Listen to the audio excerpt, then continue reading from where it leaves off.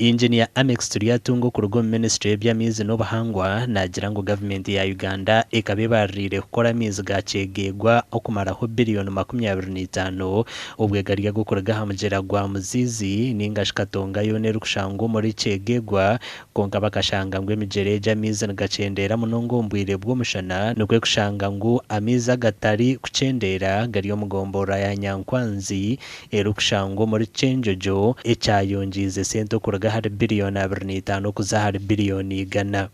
And let me tell you the consultants, it has affected some of our political leaders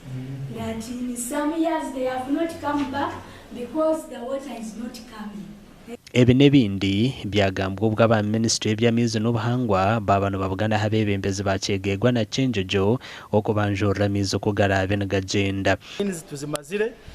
hati tuzamu stage ndijo eyokombeka kuyo tugenze twafutunga mu buzibu emyanya yitwa youth plan ngiro kubanza kutambuza mu amaizi eyongireho yaba nyingi then amaizi ka plan ngiro kugeya hariva katonga twashangata kumara twaza muzizi hayogeramu obulingwa bwa kilomita nshanju nabwo icyo ni nsaba twataniza hamwe abembezi ba Kyegegwa na muna aba members ba parliament tusobole kutunga sente ezo kuruga mu government